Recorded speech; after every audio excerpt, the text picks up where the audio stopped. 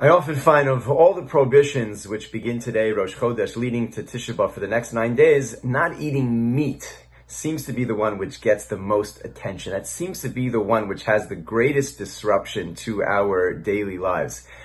The reason why we don't eat meat, one is simply when the month of Av begins, we limit our joy, mima'atin b'simcha, and most people find meat and wine enjoyable experiences, and so we curtail that amongst several other activities which we refrain from doing during these days. But there's another reason the Gemara really focuses on, and that is meat and wine were primary forms of avoda, of service in the Beis Hamikdash itself. Meat, of course, all of the korbanos that were brought, meat was eaten by the Kohanim and by the Jew who would bring the korban, and there were many wine libations, nisuch hayayim, and since it was such a staple, it doesn't feel right that we should enjoy the very things which we right now can't do in the Beis Hamikdash itself.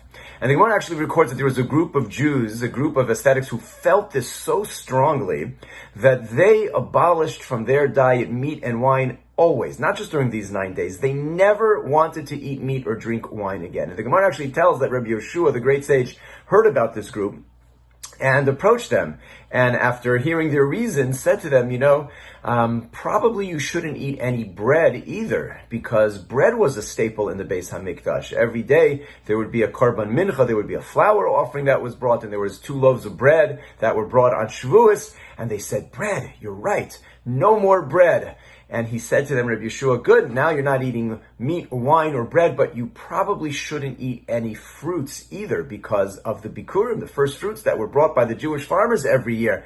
And they said, that's right, no more fruits because the Beis Hamikdash is in ruins right now. How could we enjoy the fruits?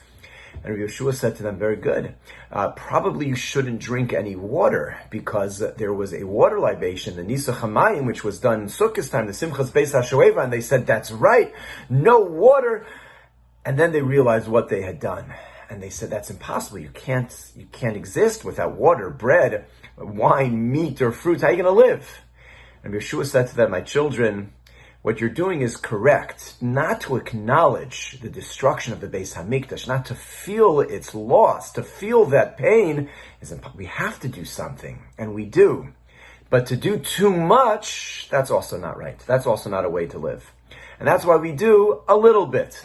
A little bit, a person builds a new home, they leave part of their wall without the plaster as a zecher l'chorban, to remember Hashem's house is now in ruins, so my house shouldn't be complete. A few days a year, during these 9 days leading to Tisha B'Av, there's no meat, there's no wine, and only meat and wine. We don't refrain from eating bread or fruit or drinking water, but meat and wine, just to feel.